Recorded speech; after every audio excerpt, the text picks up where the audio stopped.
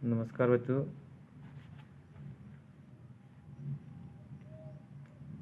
कैसे हैं आप? बढ़िया हैं, बहुत बढ़िया हैं, हम भी बढ़िया हैं। आप भी ठीक होंगे, ऐसी हम मनोकामना करते हैं। और अपने Baghel sir chemistry YouTube channel में आपका फिर से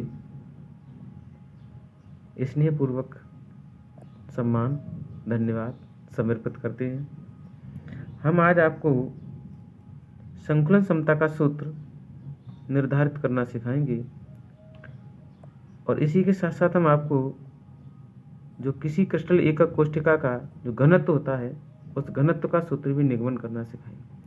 तो इसमें दो आप सूत्र का निगमन सीखेंगे। तो पहला सूत्र है संकुलन समता।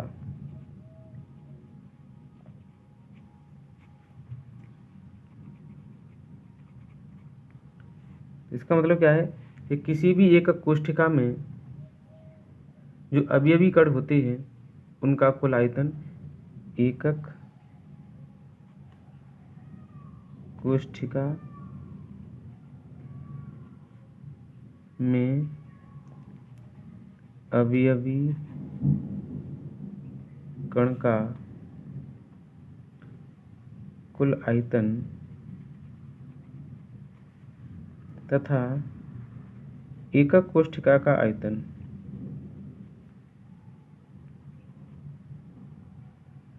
एकक कोष्ठिका का कुल आयतन के अनुपात को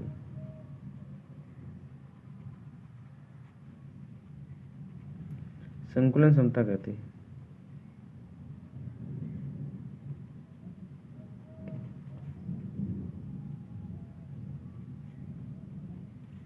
तो संकुलन समता प्रतिशतता में बराबर क्या होगा? एकक कोष्ठिका में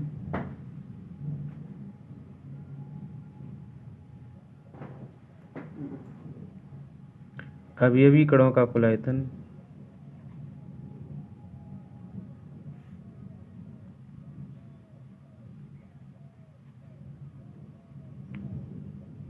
बट्टे एकक कोष्ठिका का आयतन,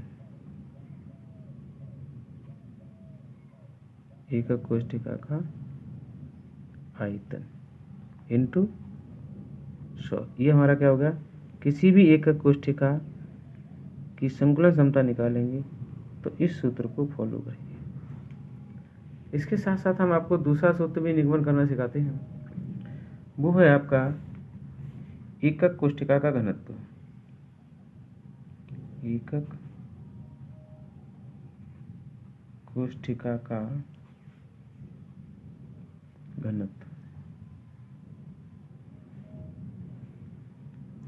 इसे हम डी से शो करते हैं।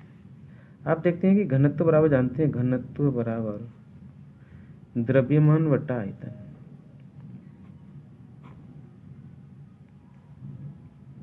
ये हमारे पास सूत्र होता है। तो यहाँ जो द्रव्यमान आएगा, घनत्व किसका निकालें? एकक कोष्ठिका का। तो जो यहाँ द्रव्यमान आएगा वो एकक कोष्ठिका का द्रव्यमान आएगा और आयतन जो होगा वो भी एकक कोष्ठिका का आयतन होगा। ठीक है, क्योंकि सूत्र हमारा वो है। तो हम क्या करेंगे? सबसे पहले एकक कोष्ठिका का द्रव्यमान निकालेंगे। द्रव्यमान बराबर क्या होता है? अवयवी एकक कोष्ठिका में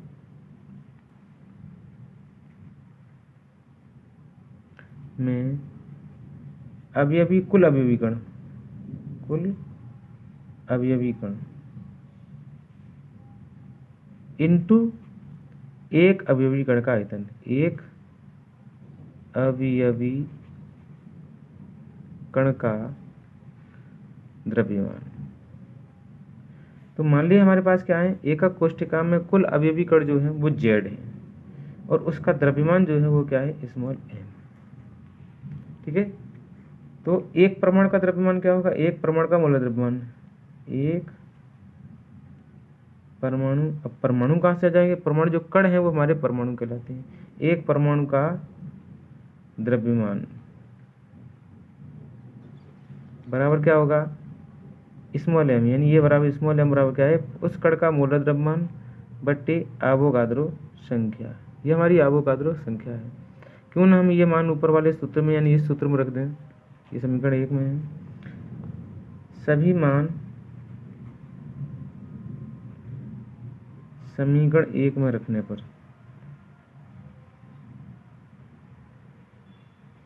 जब 1 में रखेंगे तो घनत्व बराबर क्या बनेगा,